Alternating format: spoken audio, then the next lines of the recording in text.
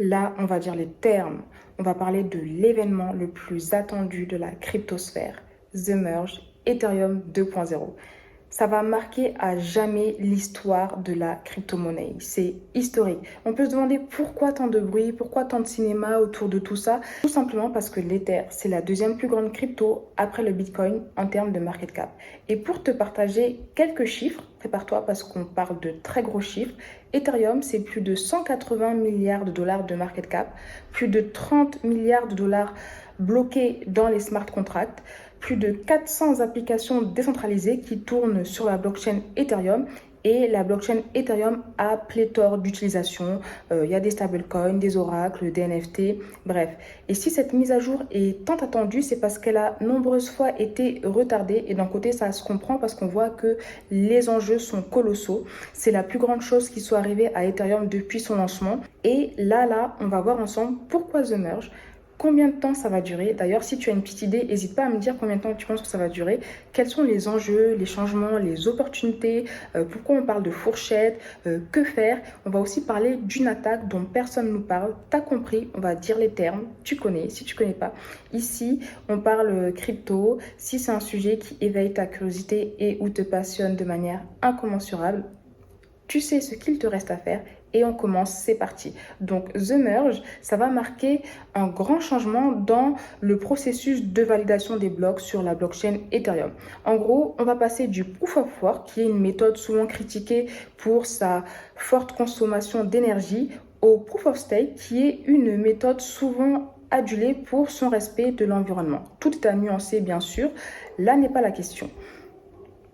En tout cas, cette mise à jour devrait rendre la blockchain Ethereum 99% plus économe en énergie.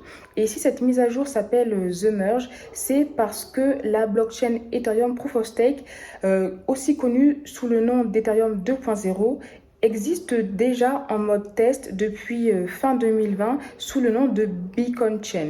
Donc en gros, The Merge, c'est tout simplement la fusion entre Ethereum 1 et Ethereum 2.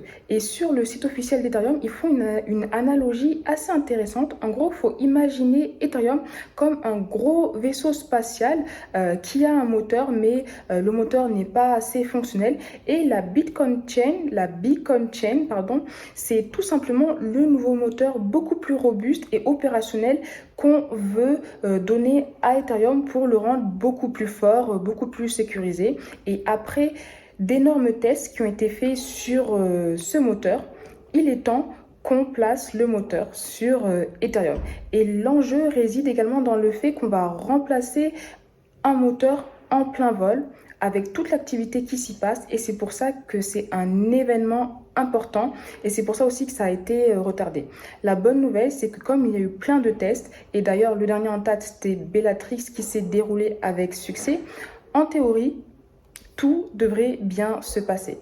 Et donc ce changement va s'accompagner de mise à jour sur la blockchain Ethereum. On l'a déjà dit avant, elle sera 99% plus économe en énergie. Il y aura également un changement dans la façon dont l'Ether sera émis, mais on va revenir sur ça tout à l'heure. C'est quand même important de préciser que The Merge ne marque pas la finalisation d'Ethereum 2.0, c'est juste une grosse étape, mais il y en aura d'autres après. Vitalik l'avait parlé de The Merge, The Surge, The Verge, The Purge, The Splurge, bref, je sais pas comment ils ont eu l'imagination pour trouver ces mots, mais voilà. Et malheureusement, il y a parfois des idées reçues qu'on partage qui sont fausses. Par exemple, tu as beaucoup de personnes qui disent que The Merge va réduire les frais de transaction, mais c'est totalement faux. La réduction des frais de transaction va venir plus tard, notamment avec le sharding. Et comme on est dans les idées reçues, je voulais très rapidement te partager quelques idées reçues que les gens ont sur The Merge. Donc, pour ce faire, je me base sur la source officielle qui est le site officiel d'Ethereum. Donc, si jamais tu n'es pas d'accord avec ces idées reçues, n'hésite pas à contacter Vitalik ou le service client du site Ethereum parce que c'est vraiment des choses qui sont partagées sur Ethereum. Tu vois, je te dis ça parce que parfois je dis un truc et les gens me disent mais en fait non, c'est faux, Ethereum sera plus rapide alors que c'est écrit noir sur blanc sur le site officiel. Donc selon le site officiel, donc tu as toujours les captures d'écran. Faire tourner un nœud nécessite de stacker 32 Ethers. C'est faux, on nous dit que l'Ether n'est pas requis, c'est pas nécessaire, pas avant The Merge, pas après. Donc voilà, si tu veux creuser, tu as le site pour en savoir plus. Deuxième idée reçue, The Merge réduira les frais de transaction. Là aussi, c'est faux. The Merge est uniquement un changement dans le consensus, c'est pas une expansion de la capacité du réseau, donc il n'y aura pas de baisse des frais de gaz. Troisième idée reçue, les transactions seront sensiblement plus rapides après The Merge. Là aussi, c'est faux. Même s'il y aura peut-être quelques changements minimes, la vitesse de transaction restera généralement la même. Quatrième idée reçue, tu pourras retirer tes Ethers stackés directement après The Merge.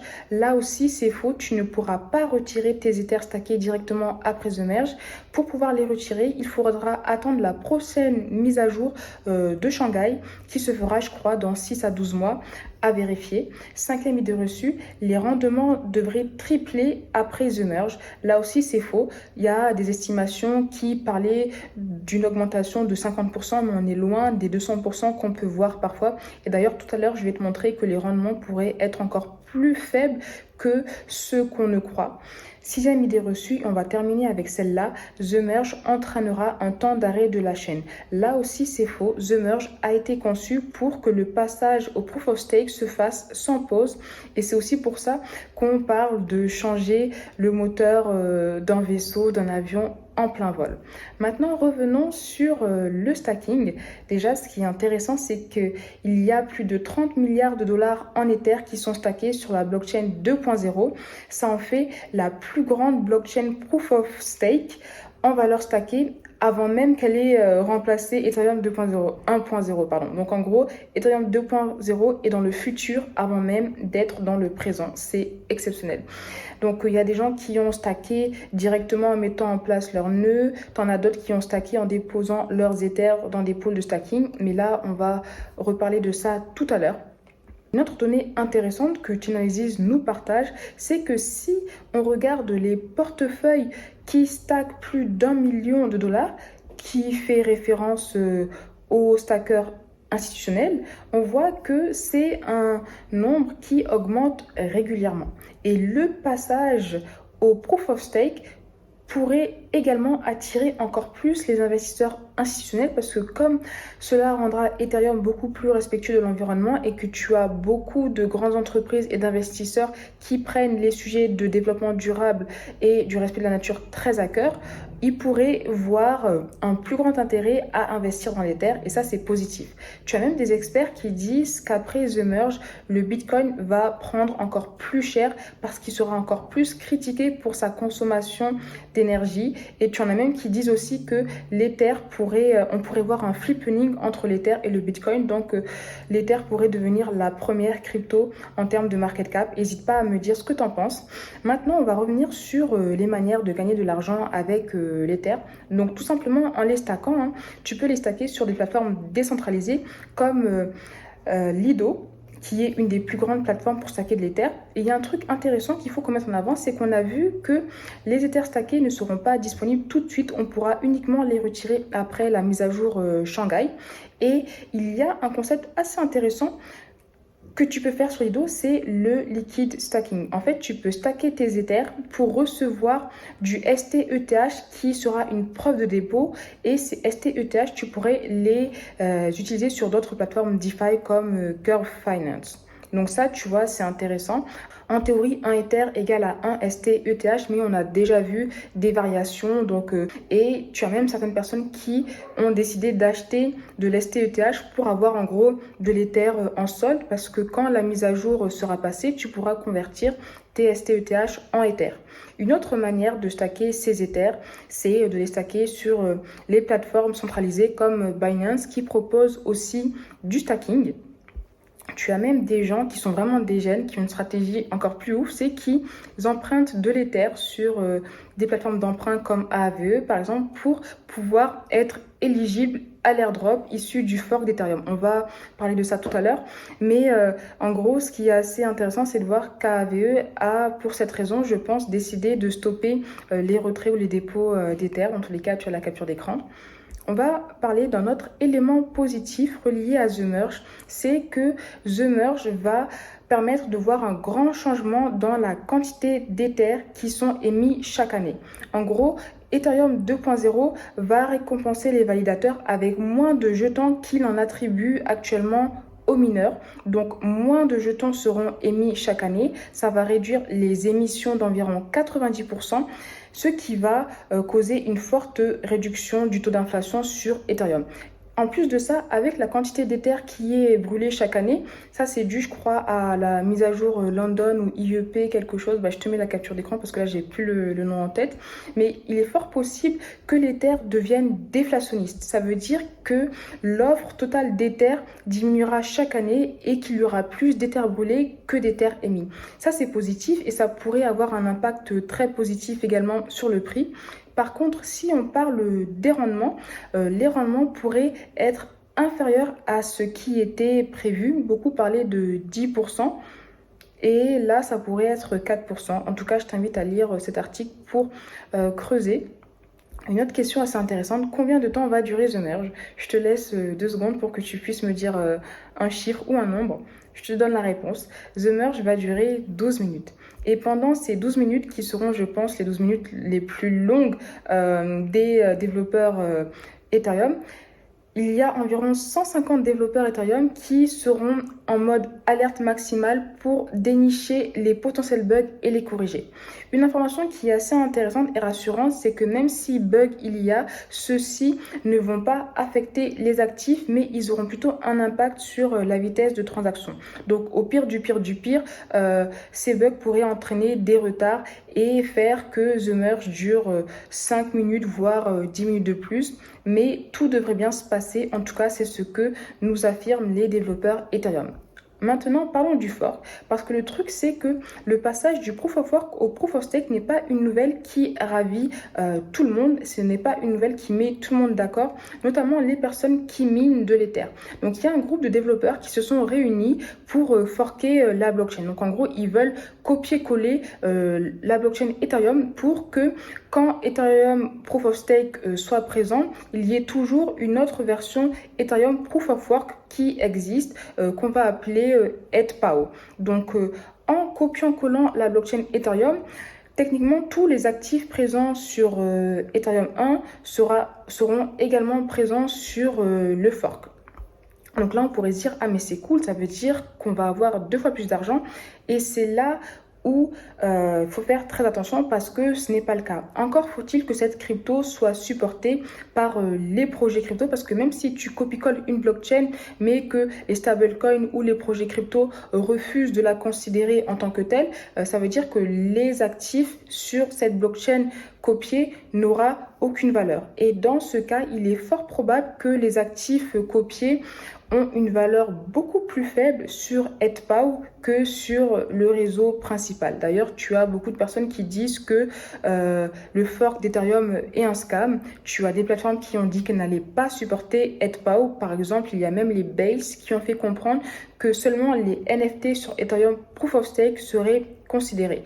Toutefois, il y a quand même des plateformes centralisées comme Binance qui ont dit qu'elles allaient supporter ETHPAO. C'est-à-dire que si tu as des Ethers sur Binance, quand les ETHPAO seront arrivés, tu vas recevoir la même quantité d'Ether en ETHPAO.